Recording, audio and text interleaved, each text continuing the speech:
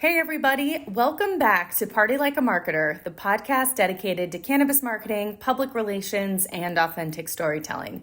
I'm your host, Lisa Buffo, the founder and CEO of Cannabis Marketing Association. We're back after our seasonal break and have some exciting new conversations with marketers coming up this season for you. Our guests on the show are CMA members, running some of the savviest marketing firms, brands, and retailers in the cannabis industry. We get asked a lot about how to replicate this success, and we're currently running a fall sale where every annual business membership now brings you twice the benefits. We're adding 2 hours of complimentary marketing consulting and a feature across our blog, newsletter, and social media to all new annual business members. This offer ends October 31st, so reach out to us at membership@marketingcannabis.org or sign up on our website today. Today's guest is a long-standing cannabis marketer, John Shute, the CEO and founder of PufCreativ. John has taken the cannabis marketing industry by storm. As a graduate of Norwich University's MBA Project Management program, John currently specializes in creative cannabis marketing strategy for B2B, B2C, and client communications. As a forward-thinking CEO, he has led PufCreativ to win AdCann's Agency of the Year award 3 times, as well as other awards. And he was also named CEO of the Year by CEO Monthly in 2020 and 2022. Let's hear from John. Hello, everybody. Welcome to today's episode of Party Like a Marketer. Today's guest is John Shute, the founder and CEO of PufCreativ. John, welcome, and thank you for coming on our show. Thank you for having me. It's an honor and pleasure to be here. Of course. So I know that we've known each other a while now and have worked together in the industry. You're in Denver, you're deep in the Colorado cannabis community, but for our audience who doesn't know you, could you introduce yourself, introduce PufCreativ, tell them a little bit about your background professionally, how you got into cannabis, and as a founder, how you started Puff? Sure. Yeah. John Shute here, founder, CEO of PufCreativ, like Lisa mentioned. I guess a little bit about my background is right after I got my master's degree in project management, I was a marketing and operations director at a mega nightclub in South Florida, which was a very interesting experience, but opened my eyes kind of to creative marketing and what was possible. And wasn't really my forte. So I that same year, I unfortunately lost a few friends to the opiate epidemic, which kind of led me to my cannabis path. And that led me to being a marketing director of a cannabis contract manufacturing company.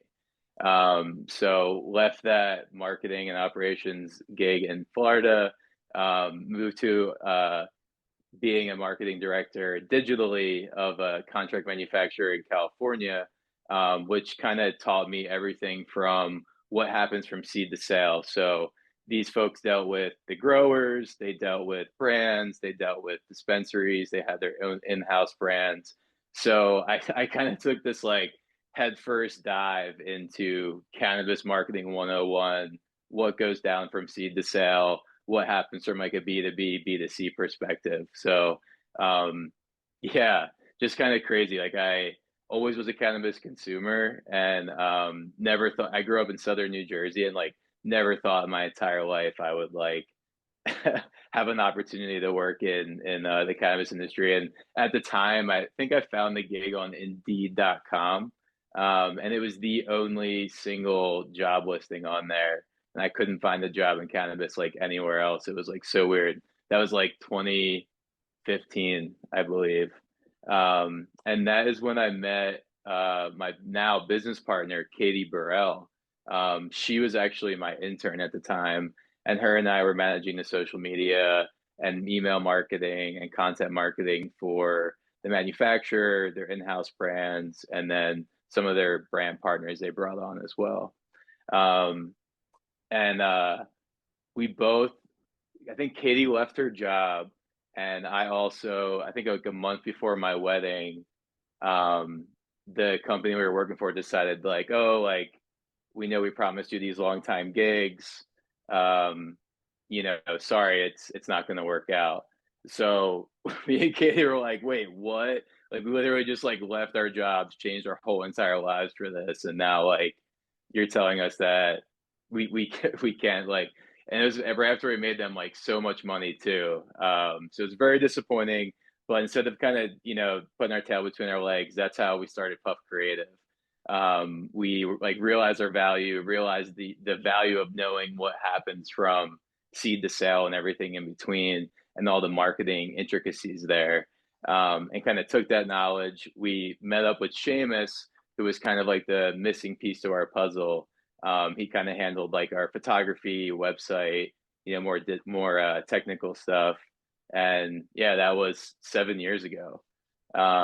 So we started kind of doing mainly just social media and like photo, video, kind of tying together cannabis culture to these brands, to different retailers and whatnot that we were working with.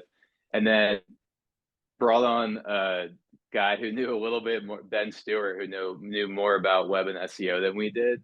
And we realized there was this huge gap with branding, social media, websites, SEO, blogging, email. Like there was this huge gap in alignment between how they all work together, what was possible, how people were creating this alignment. So we started doing just social and content really, and then that led us to doing branding, websites, SEO, blogging, email marketing.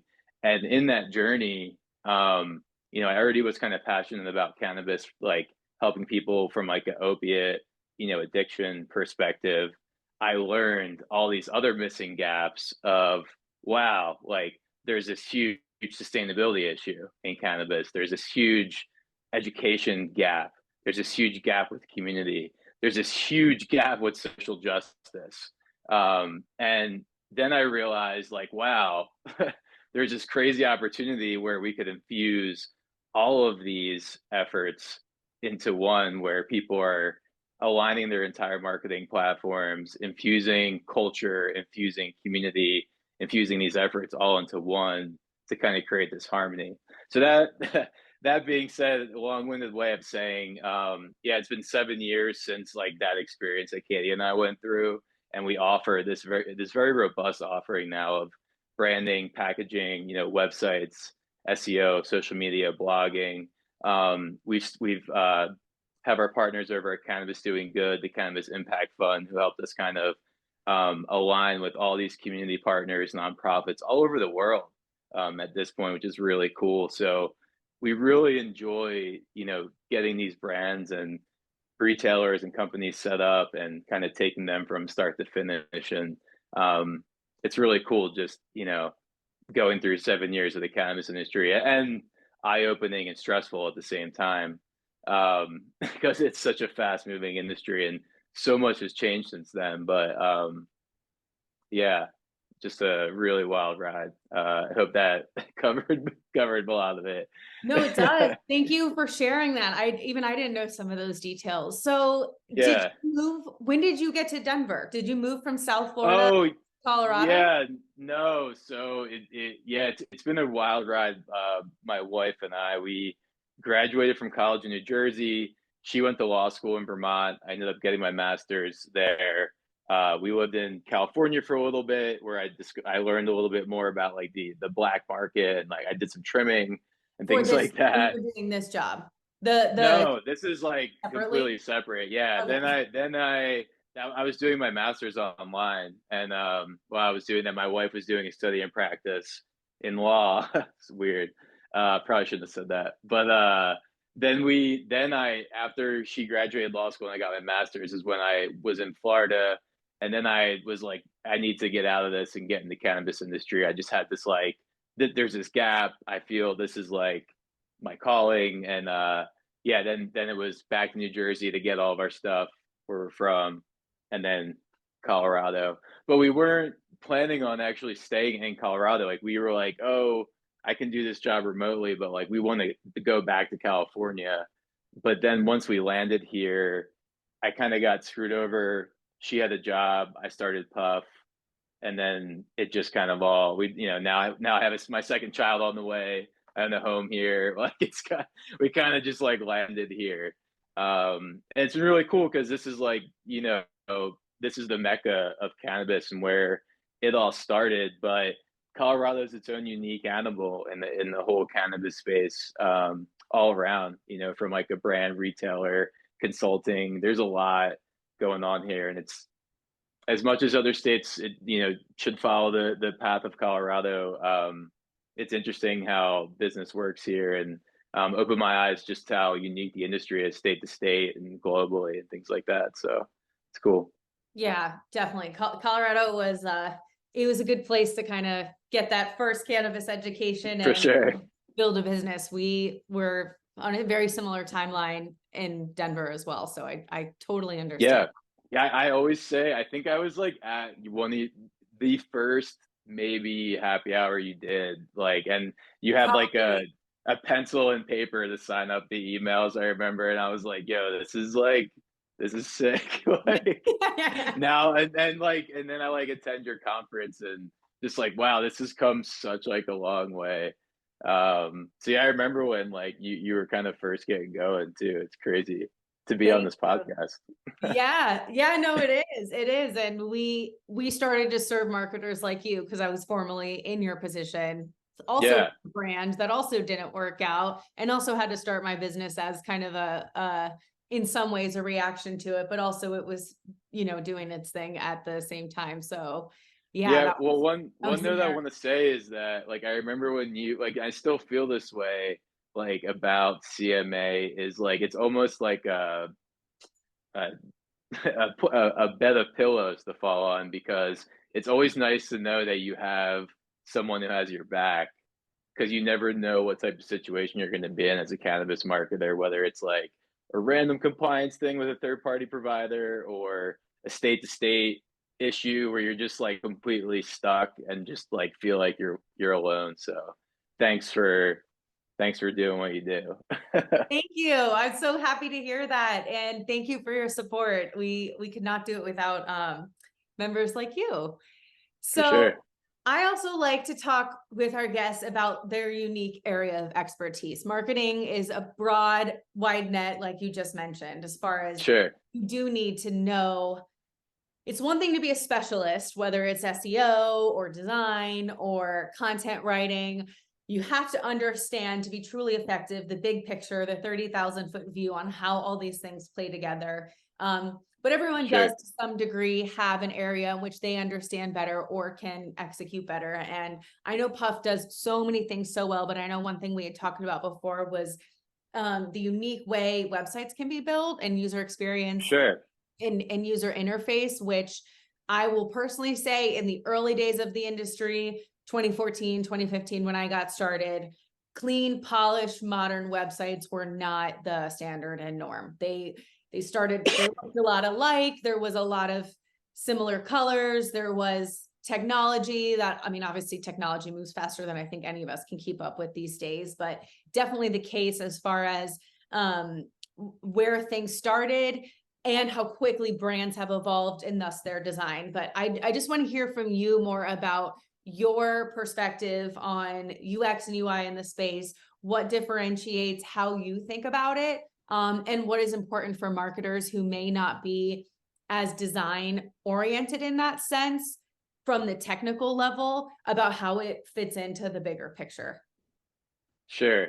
Yeah, I mean, a lot has changed what's possible for cannabis, speaking in terms of retailer brands, especially on the retailer side.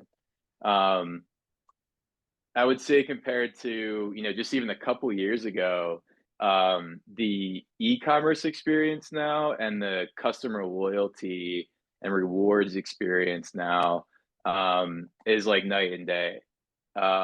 We used to be forced to work out of it, and this is a topic that you guys talk about all the time, and it's a hot topic right now.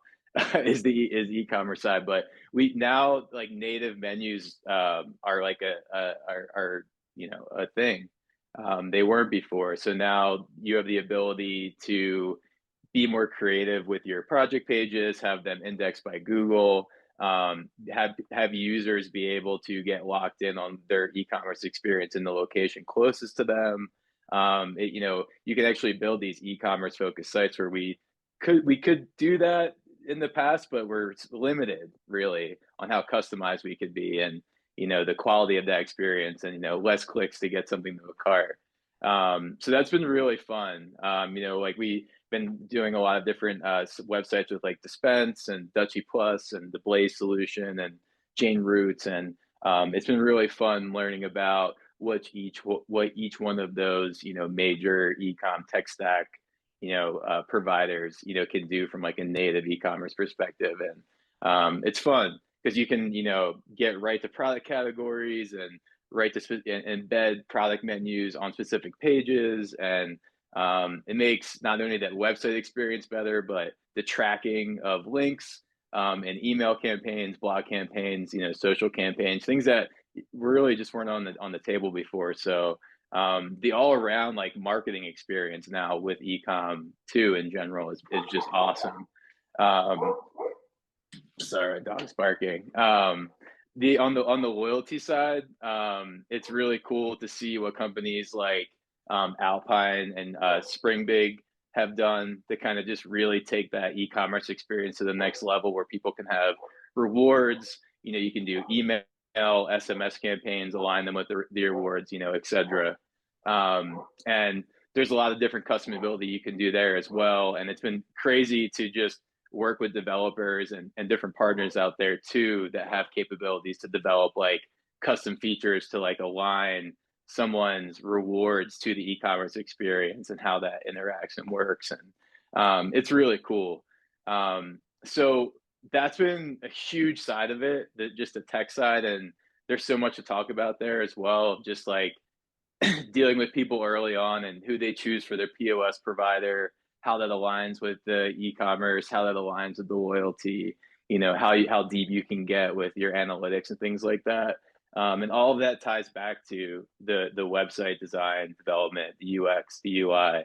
And that's something that I feel like people don't actually realize like early on in the process, right? So that's been fun, but also like another thing to consider early on that impacts UX, UI, and just like that, what I think helps e-com sites and sites that you're trying to convert, get people to find your product, etc., is starts with the branding. And like the more branding assets that you have, whether it's your logo, your colors, your fonts, organized and dialed in, plus your mission, your vision, your tagline, your brand introduction, mood boards, patterns, creative things that like have been thought out and aligned with your brand and your ethos. I believe, someone like us, like we build better quality sites that convert, better in my mind. Not to mention, if you tie in a great story and some type of great effort of like a missing piece in the community you're in, like whether it's education or there was a certain amount of, folks imprisoned for cannabis in your community, and you align some social justice effort there, or some type of like letter writing program or something along those lines.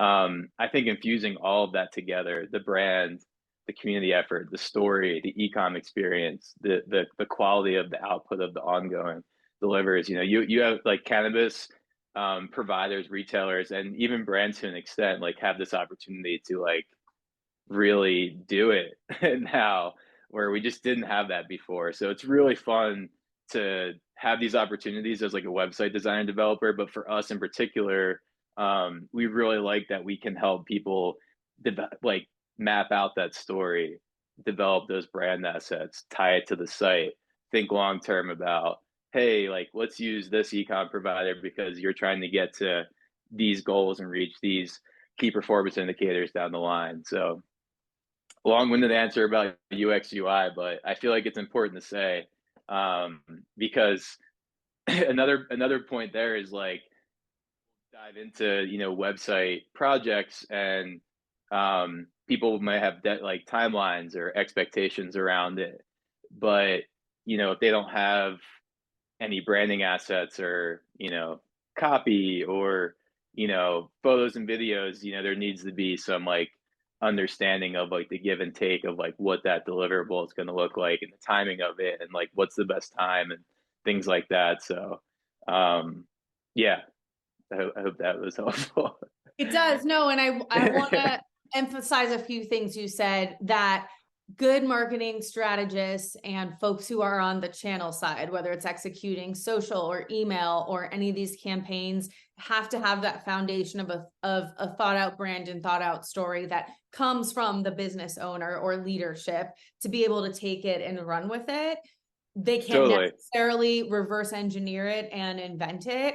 That kind of soul of the company has to come through first, and then you can apply good strategies and techniques. And I get asked a lot personally, just in this role at CMA, like, this is the number one question I get asked, like, what is the best channel for my business for marketing? And I'm always like, that is 5 questions later than the first question you need to ask, which involves understanding the brand and understanding your customers. And then you can talk strategy and optimizing that and tweaking that. Totally. But you have to know who that is first. And so assuming that's a given and that's there, which is why we emphasize storytelling so much at CMA, because then the channel just becomes, where do you tell the story, not what is it and how. But 100%. I think in the early days of this space, there was a lot of, we think about cannabis and how it's sold. And even in my mind still, it's like, it's all about retail because you still have to walk into a dispensary to get your product. But now that has changed, where as a regular customer, I can go to the website, I can pre-order.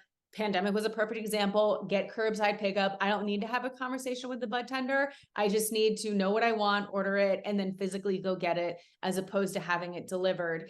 And those are your customers who are going to be coming back, who already know you and know what or at least know what they want. You don't have to educate them on the like, why might you try cannabis over, alcohol at the end of the day. They're further down that customer journey. So having a clean, thoughtful, optimized tech stack is a core part of your marketing. That's just as important as the in-store retail experience. That is just, as important as the story that you're telling. So I'm just giving some credit in conversation that the cannabis marketing picture is way more than just channel or strategy. It is story, it is in-store, but also really understanding how they all play together, because you can get one right and not the other two as much, and you're just not going to see results, and if you've carefully thought them through. But lastly, to your point, I do think that sort of tech optimization, this conversation we're having about native menus, and the marketing kind of techniques that can be used through e-commerce still apply to cannabis, even if we're not at Amazon status, where we're able to have full selection and get it ordered to our door. It's not, those tools and best practices still exist and still can be used and are being used by companies who do get that. 100%. Yeah. And like what we saw during, COVID in particular is, I guess, especially depending on the state, but most states, I mean, we're working in like, I forget how many, I think it's like 23 states or something, give or take. But yeah, most states, not all, but most, majority of our clients in those states switch to their revenue, most of it being online, which is pretty crazy to see. And since then, this whole tech race has been very prevalent in everything that we do. And like the main point there is like there's so much maybe folks didn't need to consider in the past or couldn't consider that really needs to be considered now, no matter what your situation, whether you're a big company or a small. I would say, now like there is opportunity. Like I think with that being said, like there's more opportunities for smaller companies to be competitive if they, do this the right way. And the challenge there is just budgeting, right? And I think that's, part of a bigger conversation, but like mapping out like a marketing budget, keeping those things in mind is definitely smart to do like early on as well. A lot of times like we'll get involved in projects and maybe people go into the conversation like, hey, I'm on like a very tight budget, and I have a license now and am doing like retail and I'm on a very tight budget. So it's crazy for me to see both sides of that. But what I will say is that now having that market like a realistic marketing budget planned out, it's just going to create pain points for your operation down the line because it's things that like you're just going to need now because everyone's going to have these things.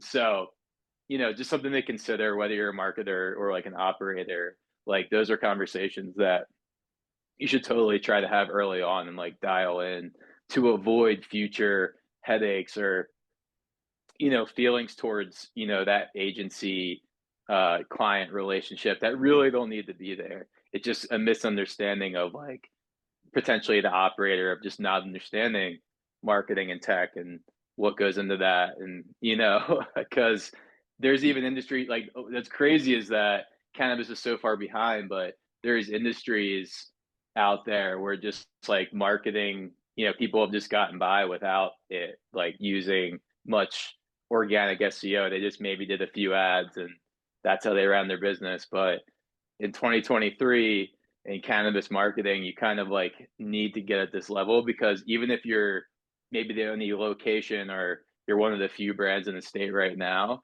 once things get competitive in the state, it just doesn't stop.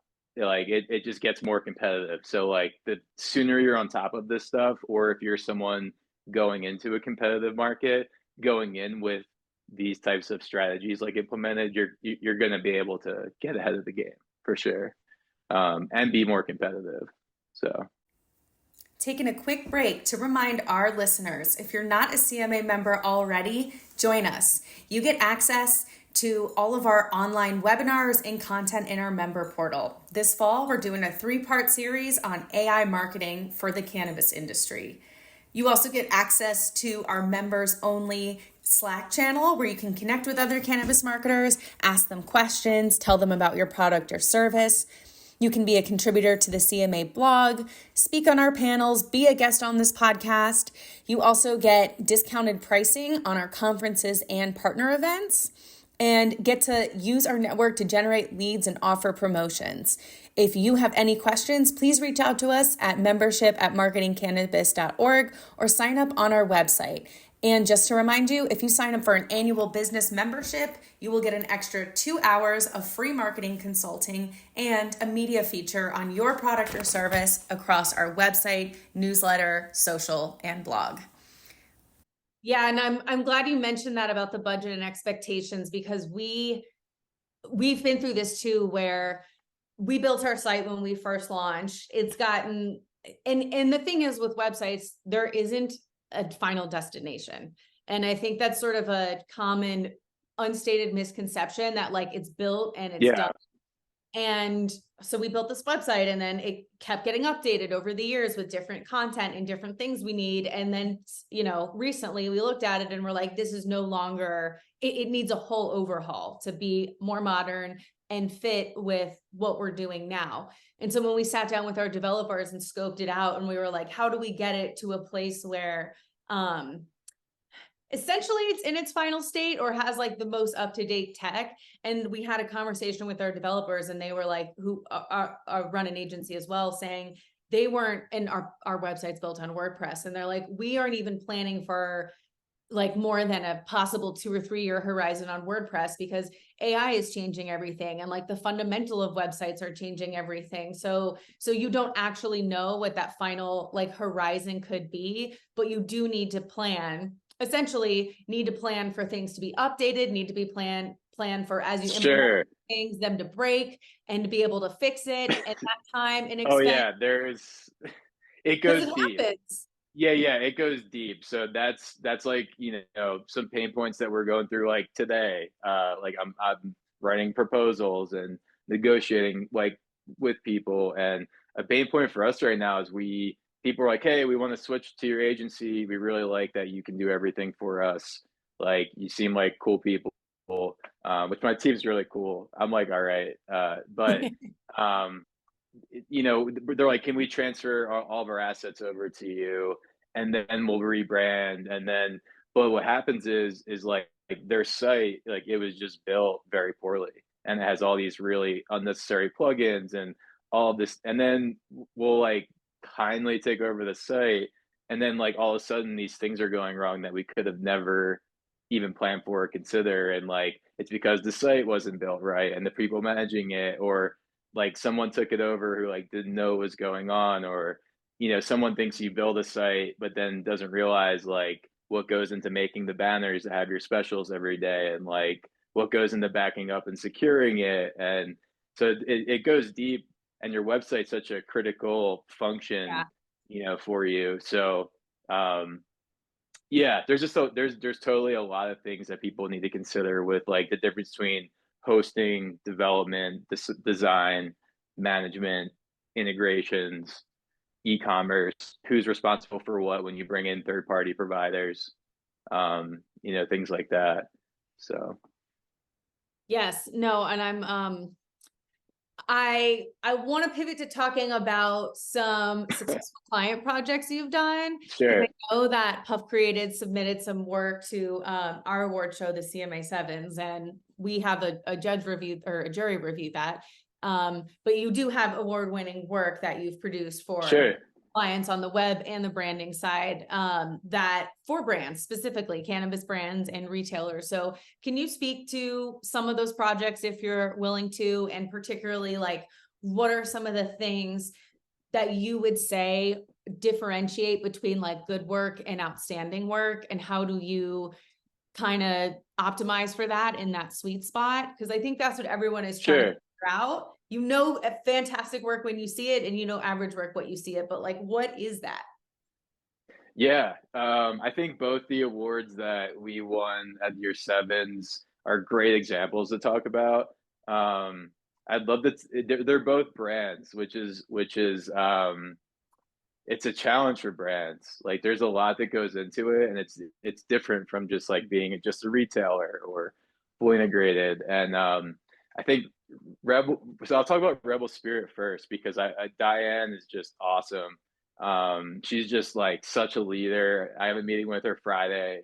Very excited for it. But we were tasked with building her a new website that was gonna last her being a long-term sustainable brand. So thinking years ahead of she was in two states at the time, and we had to think ahead of like, all right, let's build her a design her a site that resonates with her brand, has a great user experience, leads people to her store locators, but is easy to build out from like if you're in a certain state and want to get to the information about that state, or as she adds on more states, it's really easy just to do that as time goes on. Or in her case right now, what our meeting is about is out of country stuff, and like expanding into hemp, and doing merch. And so when we were tasked with designing her site, we had to consider all these things: state to state, global, hemp industry, cannabis, e-commerce, how those clash,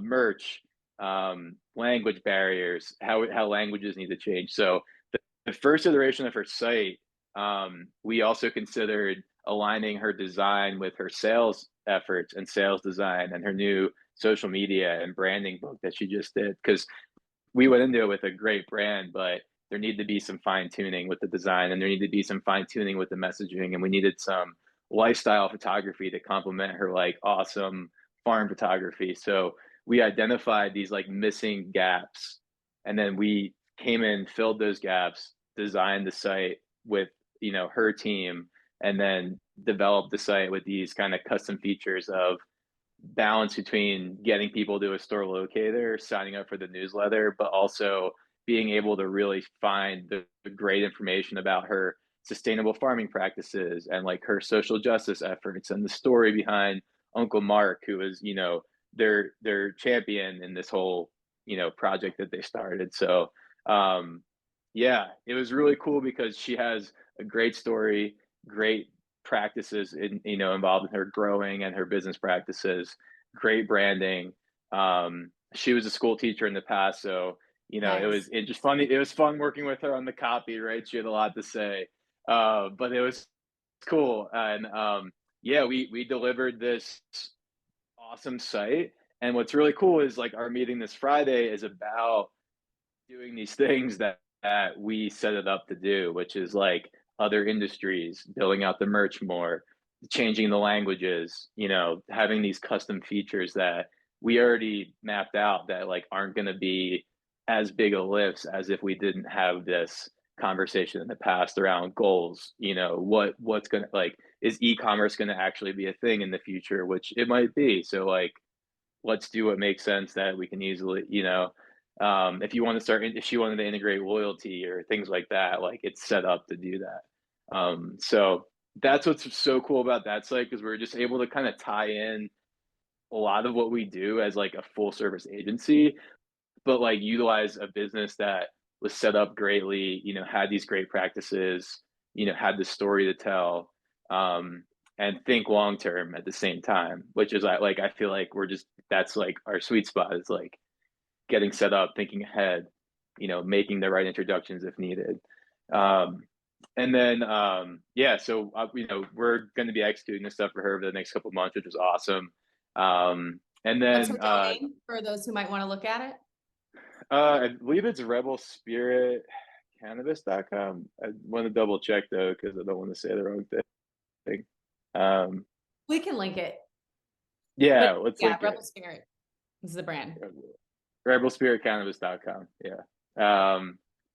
She would be mad if I got it wrong. So, and then, so that was like, man, I really enjoyed that project. Like, I actually, like, someone was out on my team, and I think I had to like be a bit more involved than I normally would, and like it was really fun.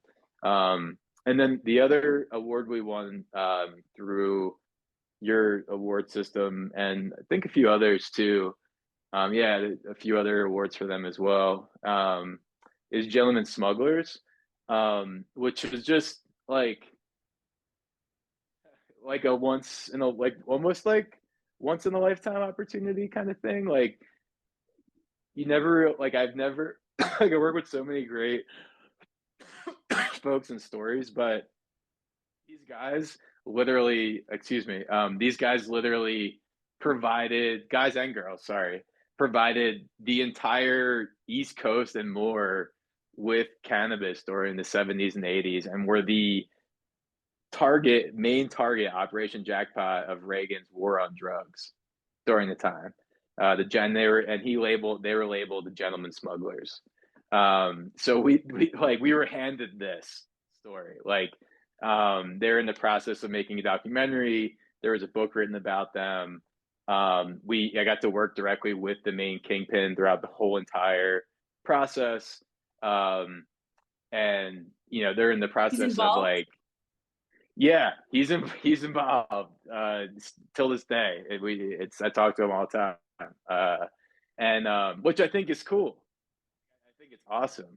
But they're as a brand, like they're a good example of like it's hard to get into states as just a brand, and like Yeah. they have a great story and have this awesome brand that we tied together with social justice involved, and we worked with their creative director who's working on the documentary. So like we have this footage and this vision, and like it just they brought almost like too much to the table, right? So it's really cool being able to kind of refine that vision and kind of teach them about the legal cannabis industry and like all the limitations there, and like things to consider from like a CPG, consumer packaged goods perspective. And like there's we can't just go too crazy in this area, because it's like sometimes when you have too much too, it's like where do we how do you dial that in, Yeah. and turn it into a sales material, turn it into a website, turn it into a brand book. So it was cool to like do their logo design and their story, and hone that in. But it was really cool too to like build out their website as a brand, and like introduce them to partners that we met in the industry, and do their packaging, and consult them on events and that strategy and things like that. So um, it's really cool because they have an authentic story. They're doing authentic give back. They're partnered with Last Prisoner Project, and actively are partnered with different local nonprofits, throughout Massachusetts is where they launched. But they have their own set of unique challenges being just a brand. And, we're helping them get into some other states right now, and just kind of aligning the marketing with that effort too, as like a brand of like, how do you build something and then just make it fluent to grow? Um, so we try to consider like, again, like all with them, it was like, all right, we're going to launch a mass. Here's what that's going to look like.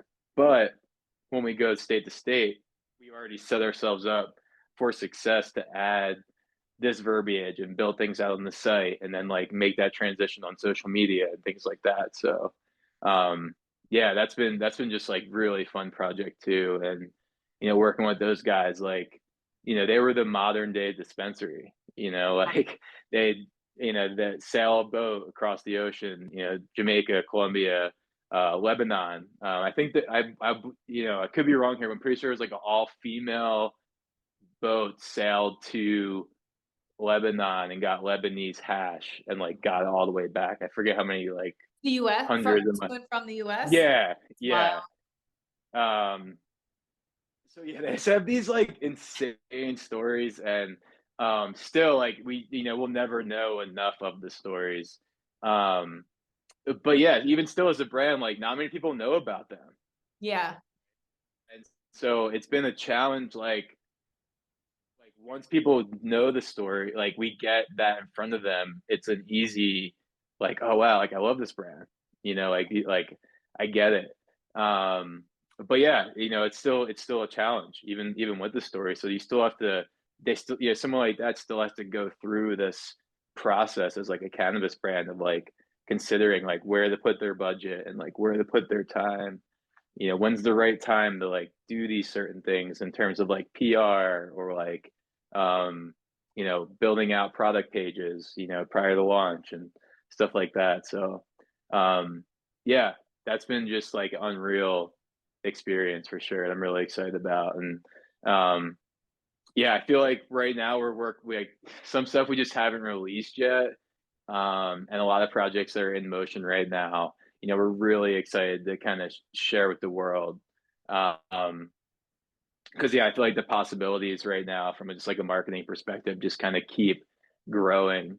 So we're just trying to constantly just stay up on like that level of education and like aligning that like what would we offer our clients and taking their platforms to the next level. So it's a good time. It's a busy time as a cannabis marketer, that's for sure. Good. Good. Yeah. It's always good to be busy. Yeah, certainly this year. So the last thing I want to talk about is you have mentioned a few times about leveraging community and social justice issues. And I know you have done that at Puff. I know you've done it at your work prior, and you do that a lot in the work with your clients. Can you speak to some of that as far as the things you have done and or the things you've implemented and how that fits into the marketing matrix as well? Yeah, I mean, I think that when people talk about like doing nonprofit work and community work and social justice, especially people who are like tight on budgets, it almost becomes intimidating. Like, oh man, like I can barely get my business up and running. Like what, like how I can't put time and effort or more money into that. But I think there's just more opportunity to get creative, and ways that you don't need to spend as much money and time as you may think. Like we've done campaigns as simple as just like raising awareness, for a certain nonprofit or community organization that's like going through a hard time, or like there's something going on in the world that I didn't know where I could put funds or time into, right? But we just middleman. Hey, I announced on our social media, hey, like if you're looking for somewhere to donate, X funds to this like issue going on in real time, like here they are. It just little things just as that. I think people need to get more used to in general, and especially in cannabis, because we're bridging this gap of like a substance where I just talked about a brand where someone served 11 years in prison and now is a brand. There's people in prison and lives have been ruined over a couple grams of weed, where there's a dispensary operating, right? So there's, as much as like cannabis is becoming accepted, and there's still that bridge, and there's still this education gap in terms of who you're buying from, the quality of that plant, who makes it, how does that impact, your life and the people around you. So um, anyway, we've done these campaigns as small as what I mentioned, where it's just like shouting out someone because it's just going to help piece the puzzle together for people. Or we've done deeper educational campaigns that drew traffic to like a donate button for someone. But we've also like raised money through just digital campaigns of getting partners and brands and retailers or other consultants or even other agencies who are our competitors, like to just collaborate on a project. And those are the most fun because, everyone can kind of bring a different piece to the table. But like the outcome is like, hey, like we just raised, 10 grand for the homeless in Denver. Which is something that like right when COVID happened, that's something we did with Cannabis Doing Good, or the Cannabis Impact Fund. Was we did a digital campaign. We couldn't do events anymore, so we did this like marketing campaign with a bunch of partners out there, and we raised 10K. It's like over like maybe a week. It was crazy. Um, but I mean, and then we've done events, which I think is like an awesome way to like, hey, let's party for a cause. Like, let's party for with a purpose here. Hey, we're going to have an event and be networking, or it's going to be educational or in awards, but it all ties back to, these nonprofits and these community organizations. Or what I really love now is that on digitally you can do, and what we love to do is like a 3-month campaign partnered, where we partner like a retailer with 2 brands, and there's this give back to a nonprofit that's like local to that specific area. And there's a page on the site that talks about this campaign that the social media, newsletter, and blog campaigns drive traffic to. And then we embed the products that are giving back to the nonprofits on those pages, right? Because now we're cooking with gas in terms of digital. Yeah. So that's what I'm starting to like kind of geek out about and start pushing towards, as of late, is like taking those types of campaigns to the next level. So that's what's really cool. And like, yeah, I think all the above, like people should be doing, because it's just great content, and it's great. You're being authentic, you're doing good, and you're not just shoving, you know, sales and like the same stuff down people's throats all the time. It's like we're all working in harmony to make good things happen. And what's great about cannabis is like people are also getting high and also helping with their medical ailments at the same time, helping their mental health. So it's kind of this like really beautiful thing that you like other industries just don't necessarily have that opportunity. And for some reason on cannabis, all eyes on us all the time. Like, Yeah. you know, like it's something that we all eyes on us, but something we should be doing because, we have this unique opportunity to like address something that, the social justice and, the war on drugs and, all of those things that happened for so many years, but we have an opportunity to address it now and speed up the process to make things more normalized and fair and equitable. So, and that goes to probably the last question you're going to ask me is like, what's my advice to other marketers out there in cannabis and the future of cannabis marketing is like that right there is like, there needs to be some type of standard with marketers to keep innovating clients and the level of marketing to get to this level where, yeah, we're marketing products that are good for people, embedded the right way, and people who are giving back and making differences and educating. Like there needs to be this harmony, and it's our responsibility as marketers to bridge those gaps. Vet those people. There's lessons to be learned along that journey. So let's learn those lessons and keep getting to this kind of better place. And it's everyone's responsibility, industry, but especially as marketers, like, we're the ones pushing it, doing the creative, building the stories. Like, let's push people to get to that level of excellence early on. Like, we're the first people that talk to these people most of the time. So it's like, like we can guide these people in the right direction from square one. Like, let's try to do our best to do, to make that happen. So that would be my advice is just like, let's keep innovating and like making the industry better for ourselves as businesses, but also like the consumers as well, which is like most important, and then keep bridging those community and social justice gaps. And kind of the moral of the conversation is like it all goes hand in hand, from a marketing perspective. So I hope that made sense and was helpful. I don't think I could have ended any better. I think that was perfect. Yeah, you just landed that so well. So that was amazing. Sweet. Yeah, I try to tie it all together, and sometimes I get lost, but yeah. No, you did great. So John, where can our listeners find you? Like website, social media, email, anything you want to share, if they're interested in out or learning more. Yeah. I mean, I've been so busy, but I try to pride myself on being active on, LinkedIn, especially. So you can find me there. I'll maybe a link to it or something. There's PufCreativ.com, PUFCREATIV.com. Those are probably the best places, but yeah, I really appreciate you having me. And like, if anyone has any questions anytime, like reach out to me on LinkedIn, or I think all the forums on the PufCreativ site probably lead to me at some point. So you catch us there too. Nice. And if you connect with him on LinkedIn, let him know you heard him on this show, so he knows who you are. You get a lot of random. Yeah, I also yes, I get it. Yeah, I'm sure everyone goes through it on there. It's a wild world. It is. World on LinkedIn. It is. Well, John, thank you so much for your time. I really appreciate you. I know you're super busy taking time to chat with us and share all your insights. And for our audience, we will link everything John talked about today. And we encourage you to check out his website and connect with him on LinkedIn. Thanks. Thanks again for listening to this week's episode.